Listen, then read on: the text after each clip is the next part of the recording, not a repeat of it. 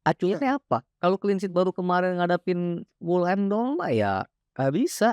Hmm. Lu hari ini ngelihat Onana main luar biasa, besok Iya. nangkep bisa lepas. Arsenal, tim besutannya Mikel Arteta ini, itu tidak akan worried, tidak akan takut, Iya, tidak akan iya. grogi Ya, ketika berhadapan dengan Manchester City. oke. Satu. Yang kedua, situasi pelik hari ini yang sedang dialami oleh Arsenal, ini juga harusnya bisa dirubah menjadi sebuah motivasi tersendiri.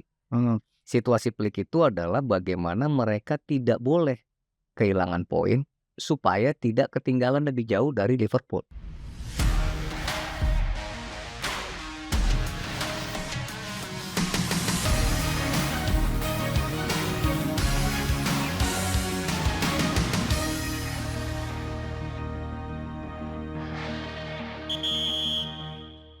Akhir pekan lagi akan disuguhkan lagi dari big match lagi, dari Premier League lagi. Dan Chelsea bakal kalah lagi.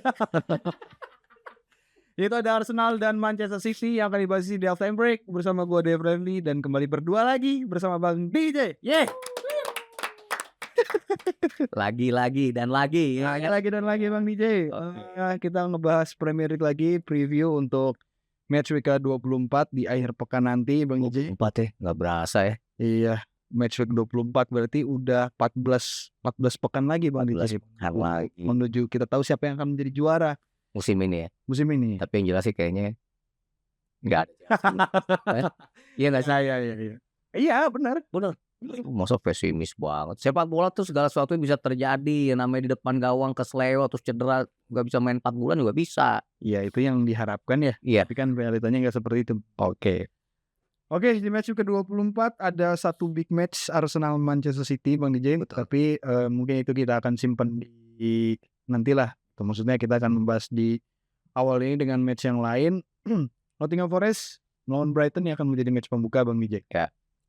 Ini Nottingham Forest Bang DJ, kalau misalkan tidak bisa menang di match kali ini, kemungkinan besar dia langsung turun ke rank 6 Bang DJ. Sekarang dia posisi Rank 5 deh, sorry, rank 5. dia kan peringkat ketiga. Ya, Poinnya 41 ya. 4 pas. Oh 44. Selisih 3 poin sama Manchester City Dan Newcastle. Ya. Tapi selisih golnya City sama Newcastle lebih baik kayaknya ya. Betul. Artinya kalau City dan Newcastle United bisa menang Ya, betul. dan Nottingham Forest gagal mendapat poin, Ya. artinya posisi Nottingham Forest Poinnya sama, tapi posisinya akan turun. ya. Minggu lalu tuh menjadi minggu yang tidak menyenangkan buat Espirito Santo. Betul, itu dia. Ya kan? Lo tau gak deh ketika Nottingham Forest dihajar 0-5 oleh Bournemouth di Vitality Stadium, itu si manajer lagi ulang tahun. Nuno Espirito Santo. No. Ya. Tidak boleh menang gitu Bang DJ. Lagi ulang tahun, tim lagi oke-okenya, tiba-tiba lo kalah 0-5.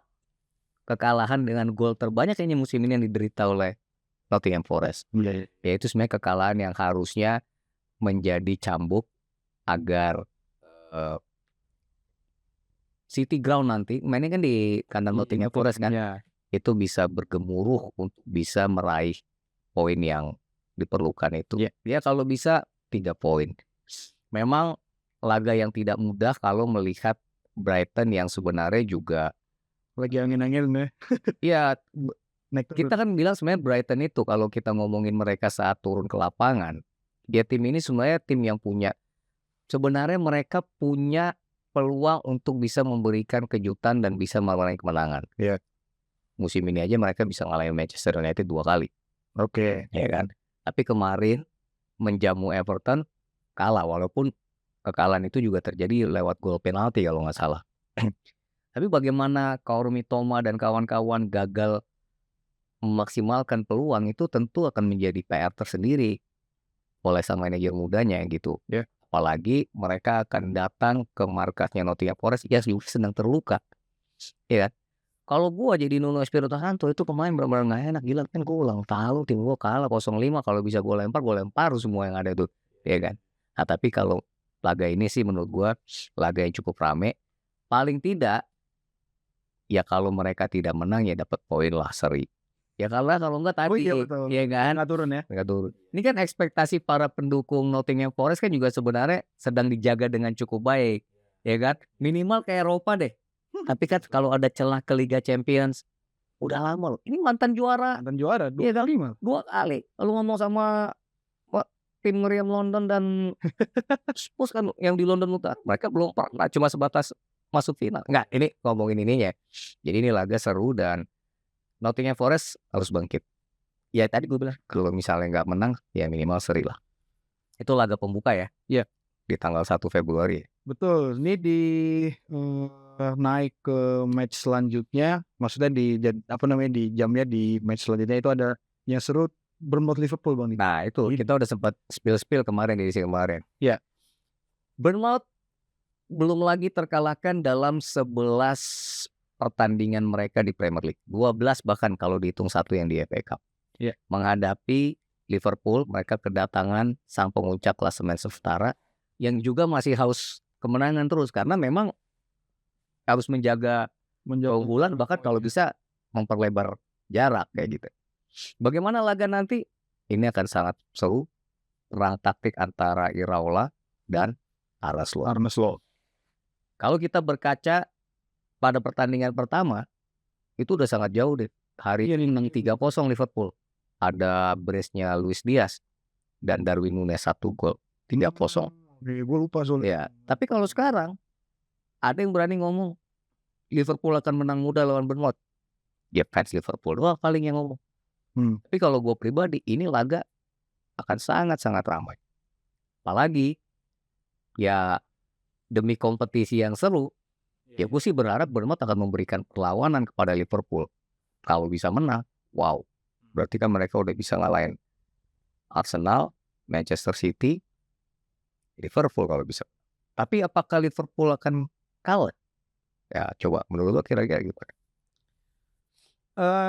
Kayaknya yang gue ingat waktu di pertemuan pertama itu, gue bilang di situ bahwa Bournemouth ini bisa cukup menyulitkan lah dari sisi permainan lah.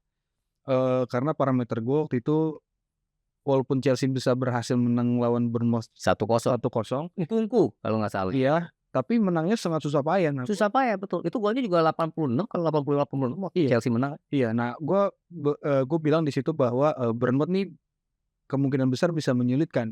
Ditambah lagi data yang lo bilang 12 pertandingan Bournemouth nggak pernah kalah, itu juga bisa menjadi data pendukung motivasi tersendiri. Betul, untuk Bournemouth bisa memberikan perlawanan yang cukup lebih dan signifikan untuk Liverpool. Iya. Pertanyaannya, apakah Bournemouth memiliki mentalitas untuk menjaga percaya diri, ekspektasi, motivasi, dan juga trennya dia untuk mempertahankan ya rekornya dia ini gitu. Ya yang jelas Karena yang dia lawan Liverpool Bang DJ. Iya gue tahu, tapi yang jelas Iraola itu pasti akan mencamkan kepada para pemainnya, hey guys, kita udah bisa ngalahin Arsenal, kita bisa naklukin Manchester City. Iya. Ini cuma Liverpool. Ya elah. Enggak, tapi maksud gue, ya itu kan harus dicamkan dulu. Ya, iya betul. Justin Kluivert, lu lagi tajam-tajam, lu iya kan lagi tajam-tajamnya 3 pertandingan, nyetak gol terus, ya kan? Ya masa lu nggak bisa? Dan kalau lihat gol-golnya Justin Kluivert dalam 3 pertandingan itu, Dave, itu dia bisa memanfaatkan sedikit celah pun. Betul sih. Itu yang membuat lini pertahanan Liverpool harus hati-hati. Ya kan? Virgil van Dijk, si Konate, Trent Alexander-Arnold atau Andrew Robertson, ini nggak bisa meleng dengan kecepatan kayak Justin Kluivert, Semenyo, satu lagi gue lupa tuh striker yang saya kira Dango Oster apa gitu. Otara, itu dia. Ini cukup baik. Iya. Bagaimana mereka juga transisi dari lini serang ke lini belakang juga Bournemouth menurut gue di 11 pertandingan terakhir mereka menampilkan yang terbaik. Walaupun para pemainnya bukan tiap satu barangkali di Eropa. Iya. Tapi kekompakan bagaimana mereka bisa saling mengisi, saling nutup, melihat celah yang ada ketika untuk melancarkan serangan. Ini sangat hati-hati. Cuma sekali lagi, ya Liverpool memang juga tim yang sangat kuat gitu kan. Lini tengah yang digawangi oleh Alexis McAllister, kemudian dengan Gravenberch. Ya itu akan menjadi tembok yang harus dihadapi oleh Bournemouth. Seperti itu. Kalau gue sih berharap dari ini masalahnya dari analisis lu sama gue ya sudah menyatakan bahwa ini akan satu match yang akan seru. Ini laga seru di malam minggu menurut Iya, gue. iya, iya. Laga seru dan tadi cuma gue mau bilang gini sama Bournemouth. Kalian bisa menyulitkan Liverpool, tapi jangan sampai menyulitkan diri sendiri. Karena kalau udah menyulitkan diri sendiri, ya kelar. Untungnya si Bournemouth juga penjaga gawang ini lagi oke juga. Iya sih. Bawa Mister Kepa. Arrizabalaga, mantan kiper Chelsea kan. Iya betul. Nah ini kan menjadi motivasi buat dia sendiri untuk bisa menjadi gue belum habis loh, Iya. kayak gitu. Ya tapi ya nggak tahu ya, menghadapi gempuran-gempuran Mohamed Salah, Luis Diaz, Cody Gakpo, belum lagi kalau Darwin Núñez lagi nemu best performs, ya Hasil gimana menurut lo? ya gue sih tetap dukung. Bukan dukung, gue sih tetap unggulin Liverpool, ya kan. Tapi kalau Bournemouth bisa mencuri gol, itu laga akan sangat ramai. Laga akan sangat ramai. Ya gue harap nih laga akan seri ya. Ya kalau fans Chelsea, fans Arsenal ya kan, dan fans klub-klub besar lainnya gitu kan. Iya. Ini laga nggak mau ditonton tapi pengennya kalau dikit gitu ya hasilnya. Bournemouth 2, Liverpool 1. Nah gitu deh, pasti pengennya kayak gitu ya kan. Tapi emang Iya. untuk kompetisi yang seru, persaingan seru sih ya memang Bournemouth harus menyelamatkan liga ini dengan mengalahkan Liverpool. Ini kayaknya akan laga yang gue tonton, yang gue utamakan untuk nonton nih kayaknya Di malam minggu ya. Betul. Di laga yang bersamaan ada laga-laga apa sih selain Paling yang bisa gue highlight Newcastle Fulham Bang DJ. wah ini juga sebenarnya laga seru ya. Iya. Tapi kan gue ya nggak tahu ya Fulham di sini bisa bangkit apa enggak melihat tren positif dari Newcastle. Newcastle nggak positif juga, kemarin kan sempet dia ini bangkit lah, dia kemarin menang lawan Southampton 1-3, tapi kan sebelumnya dihajar Bournemouth 1-4. Ya Fulham justru yang harus bangkit, ya kan. Ini laga seru dan yang sebenarnya yang bikin gue menunggu dalam laga Newcastle United adalah apakah Alexander Isak akan kembali mencetak gol, karena kalau dia mencetak gol, dia sekarang 17 gol ya kalau nggak salah dia. Itu terpaut 4 gol dari musim lalu yang dia bisa bikin. Soalnya tiap match tuh update kan naik terus nih bakal. Makanya lu tonton dong. Liga Inggrisnya yang lebih rajin. Nonton, iya. Lu jangan Chelsea doang yang lu tonton. Chelsea kalah sedih ya kan. Iya. Jadi Newcastle United melawan Fulham ya di St James Park. St James Park. Ya harusnya Jacob Murphy, Anthony Gordon, Harvey Barnes, kemudian si Alexander Isak, Tonali juga, ya moga-moga Newcastle bisa menang. Kalau menang soalnya rame deh. Yang tadi lu bilang kalau Nottingham nggak dapet 3 poin, kemudian Newcastle United menang. Tapi kalau Newcastle United menang, Chelsea posisinya nggak naik dong. Iya makanya udah. Oh gitu ya. Iya. Chelsea laga penutup ya? Chelsea laga penutup. Iya, kita belum sampai laga penutup. Belum. Iya. Karena di match pembuka di hari Minggu sebenarnya ada Wolves sama Aston Villa main di dini hari. Wah itu laga gila ya. Di Aston Villa juga angin-anginan kemarin tuh Mas Rui. MU sama Crystal Palace. Ya. Kita kan nggak muji-muji MU ya kemarin ya. Ya harapannya sih MU tetap fokus. Iya. Sedikit demi sedikit. Asal jangan menang yang sedikit. Ya kan? Yang penting bisa menang lah kayak gitu. Ya sekali lagi kalau gue percaya kalau starternya bukan Kobbie Mainoo dan Ugarte di tengah bersamaan, peluang MU untuk menang lebih besar sih. Ini menurut gue ya. Menurut gue.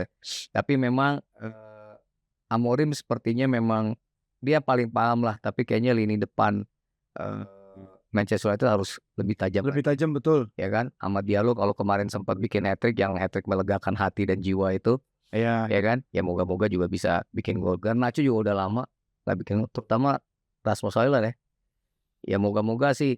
Karena ini sangat dipentingkan, ketajaman lini serang Manchester United itu hal yang paling menentukan bagaimana MU bisa terus kiprah musim ini. Tapi paling nggak MU nggak akan terdegradasi lah kalau nggak. Iya ya nggak akan. Tapi ya harus lah. Tapi kayaknya kalau kita lihat dari beberapa ya walaupun hasilnya nggak sesuai yang diinginkan mungkin ya. Tapi kalau ngeliat dari sisi pertahanan kayaknya udah cukup ini ya Bang Didi, udah maksudnya ada progres yang cukup oke gitu. Iya progres lebih oke, tapi kan lu deg-degan supporternya kalau nonton diserang mulu. Lo enggak maksud gue gini, kalau misalkan dari sisi pertahanannya MU udah ada progres yang oke, udah cukup solid juga, dan bagaimana mereka mencetak gol kan. Jadi lu kalau acuannya apa? Kalau clean sheet baru kemarin ngadapin Wolverhampton doang mah ya nggak bisa. Lu hari ini ngelihat Onana main luar biasa, besok Iya. nangkep bisa lepas. Iya, Ya. nggak ada yang tahu. Tapi ya kalau gua ngelihat semakin ke sini, ya kan pilihannya menurut gua terbatas. Dia mainin Matthias De Ligt, Harry Maguire, Lisandro Martinez di 3 di belakang. Biar lo Diogo Dalot di kiri, Mazraoui di kanan. Tinggal yang di lini tengahnya itu kan, yang Ugarte, Maino, Bruno Fernandes. Kadang-kadang Bruno Fernandes dimainkan ke depan. Siap. Jadi yang menghadapi Crystal Palace sekalipun, ini mainnya di mana sih? Mainnya di Old Trafford. Old Trafford. Iya. Tapi kan Old Trafford nggak sangar-sangar amat musim ini. Iya. Tapi gue tetap Ya kita sih berharap MU bisa main yang baik ya. Enggak, maksud gua yang jadi concern sekarang kalau gua Bang DJ untuk MU ini ya lini depan benar. Iya, ya udah jelas lah. Lu kalau mau Enggak, soalnya kan cetak gol. kemarin-kemarin kan emang beberapa lini belakang suka melakukan banyak error kan. Cuma kalau gua perhatiin makin ke sini udah ada progresif yang cukup oke di lini belakang ke depan. Makin kesini juga kok.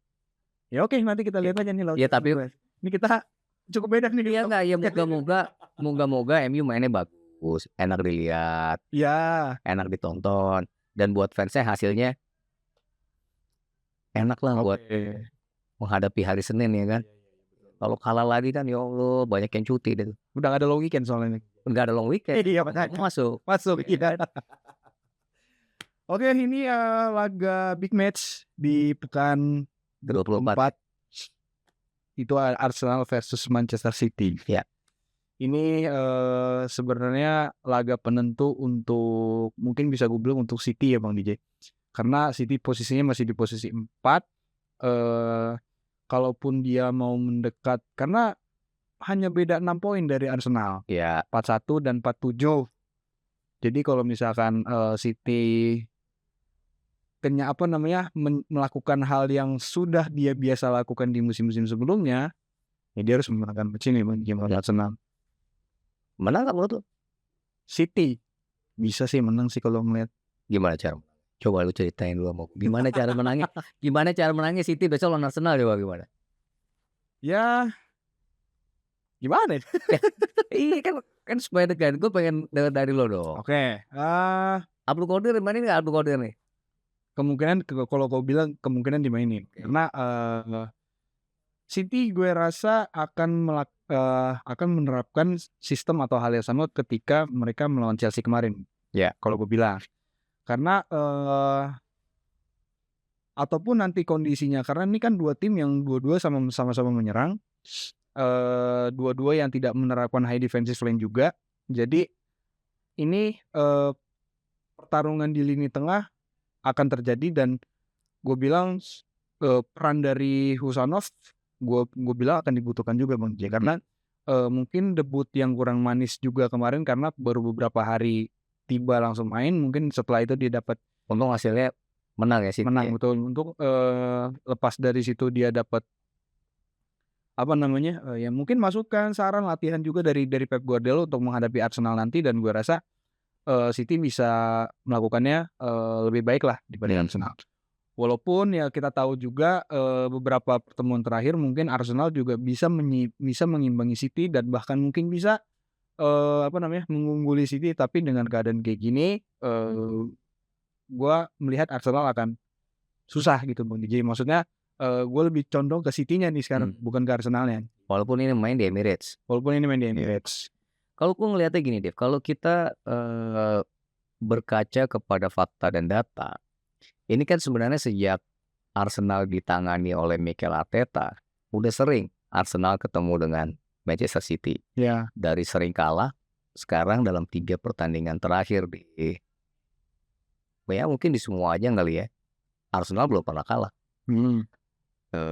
Kemarin seri 2-2, kemudian sebelumnya juga seri, bahkan sebelumnya Arsenal bisa menang.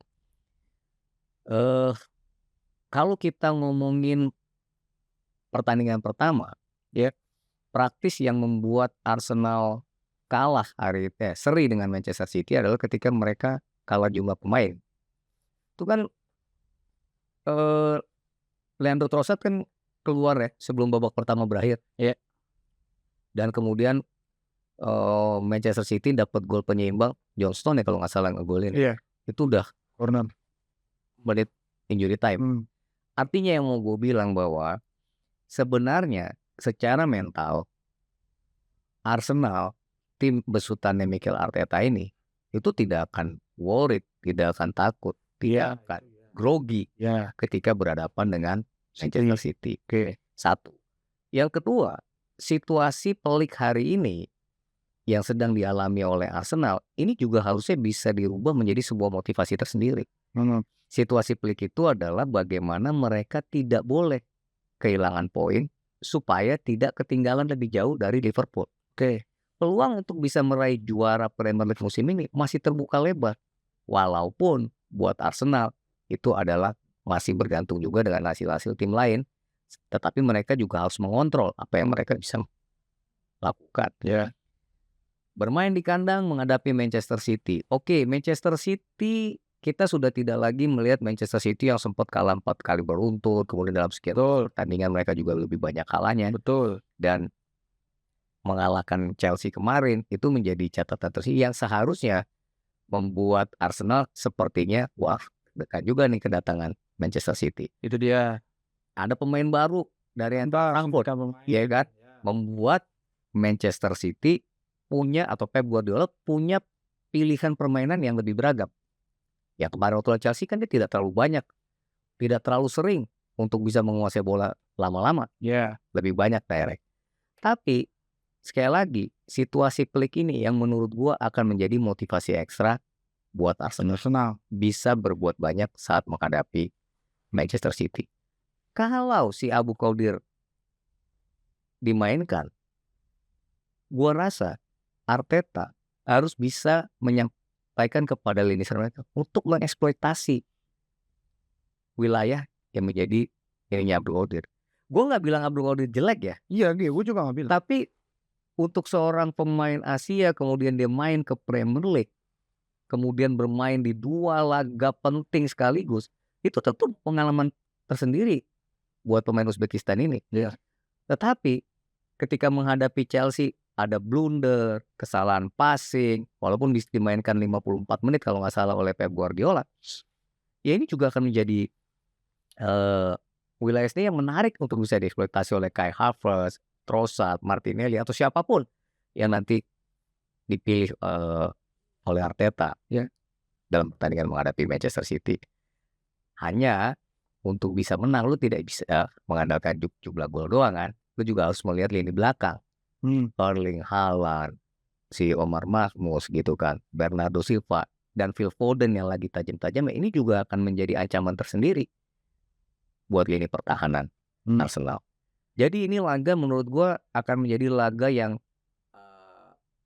adu pintar, adu jeli, di mana situasi pelik yang dimiliki Arsenal juga sebenarnya situasi pelik yang dimiliki Manchester City. Iya. Gua nggak bilang gua nggak tahu ya apakah Pep Guardiola mengibarkan bendera putih dalam perburuan gelar, tapi paling tidak mengamankan 4 besar, kemudian menilik ke 3 besar. Apalagi tadi lo bilang di awal kalau Nottingham Forest gagal menang lawan Brighton, kemenangan atas Arsenal itu akan menjadikan mereka naik ke posisi ketiga. Dan itu sangat penting untuk tim sebesar Manchester City. Itu dia. Ya kan? Yang di Liga Champions juga belum jelas nasibnya. Iya, betul.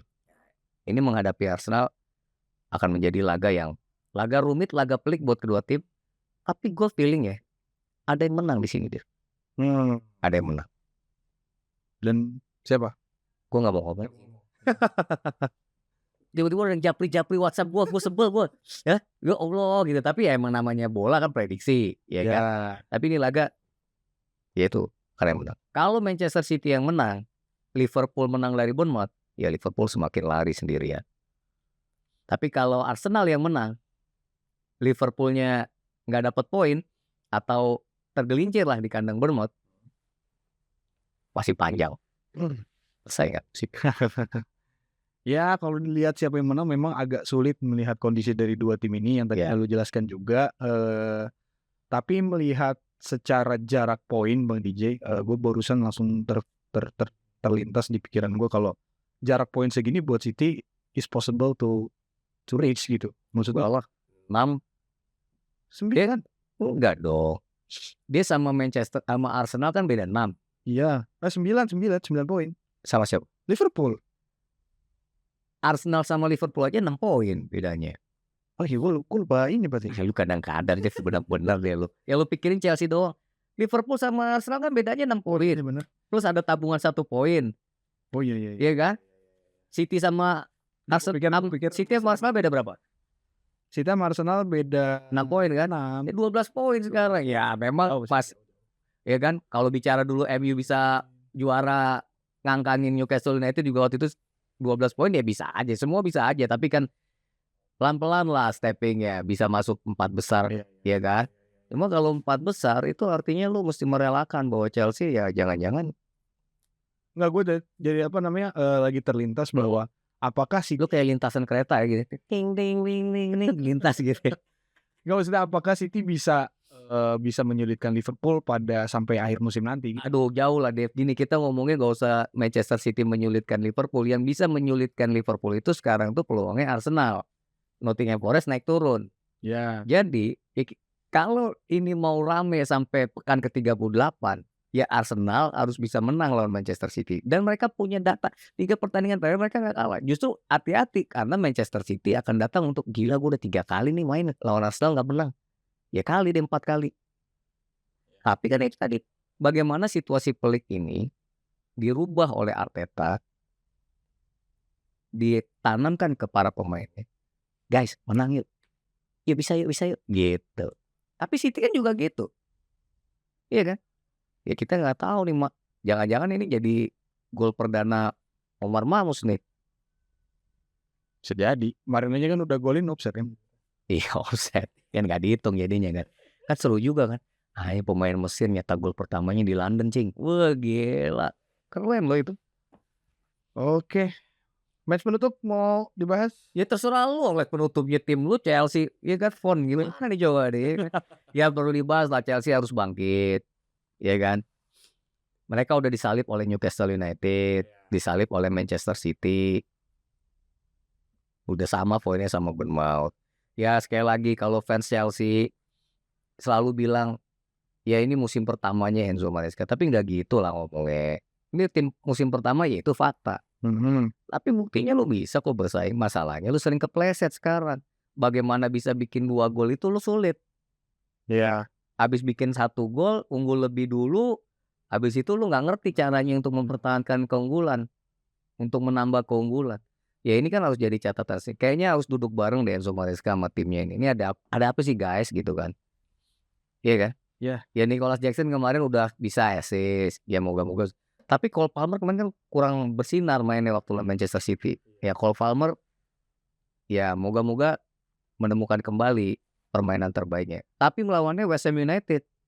Iya. Yang sekarang dilatih oleh Graham Potter, mantan pelatih Chelsea. Ya itu kadang-kadang kan mantan suka datang ke saat-saat yang nggak enak gitu. Kita lagi enak-enak, mantan datang membikin luka lagi ya kan sedih banget loh kan. Iya itu dia. Iya kemarin West Ham seri loh.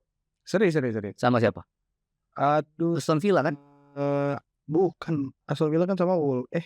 Iya Mas Aston Villa 1-1 ya kan. Dan sebenarnya kalau secara squad kan West Ham nggak jelek-jelek amat. Itu dia. Jared Bowen, Thomas Soucek, ya kan. Lu kayaknya nggak pede nih Chelsea menang nih. Gue masih tetap harus melihat Bang DJ. Chelsea belum menemukan ketajaman. Ya emang kalau nonton mesti dilihat TV-nya. Kalau lu ngedengerin tuh radio, namanya pandangan mata, ya atau iya kan, ya udah. Ya. Tapi kayaknya Chelsea banyak hilang nih gara-gara lu nih gue rasa. Kenapa gara-gara bosnya aja nih nggak pede gitu loh. Yes. Karena belum meyakinkan Bang DJ. Jadi belum naik ininya, optimisnya belum naik. Iya. Spurs lawan siapa sih? Spurs lawannya Brentford. Aduh udah deh. Mainnya di kandang Brentford. Ya udah ya. Kayaknya sih ini ya mungkin Spurs sama Chelsea sama-sama kalah lagi nih kayaknya. Ya. Kalau kalah gimana Dev Chelsea deh? Peringkatnya turun nggak? Tergantung Bournemouth. Kalau Bournemouth dapat poin. Kalau Bournemouth dapat poin udah turun. Terus di bawahnya? Di bawahnya itu sama poin sama yang di bawah. Kalau yang di bawah Aston nomor 7 Bournemouth kan? Nomor 8 siapa? Nomor 8-nya nih. Nomor 8-nya Aston Villa. Bedanya berapa sama Chelsea? Beda 3. Jadi kalau misalkan Aston Villa Aston Villa menang, sama kalah, Chelsea selisih gol ya. selisih gol. Ya makin rame deh. Makin rame buat Chelsea ke papan tengah. Sorry dong deh, belum mah gitu banget. Apa sih? Mesti dibawa ke hati lah. Ini kan obrolan sepak bola. Kagak, siapa yang Kita jadi fans sewajarnya aja gitu, nggak usah terlalu gimana-gimana, ya kan? Yang penting penjualan merchandise Chelsea tetap roket. Gitu ya. Ya. Jadi sobat Half Time Break, ya jangan sampai ketinggalan. Ya. Pekan ke-24, akhir pekan ini tanggal 1, tanggal 2 diawali dengan laga di City Ground, Nottingham Forest menghadapi Brighton, betul. dan Ditutup ditutup oleh Chelsea laga Chelsea menghadapi West Ham United di Stamford Bridge. Kita akan lihat Arsenal dan Manchester City, apakah ada tim yang akan menangis di akhir laga, Iya. dan apakah Liverpool semakin dikdaya melaju sendiri Di puncak di klasemen. klasemen. Sampai ketemu lagi ya. Betul. See you. Dadah, thank you guys.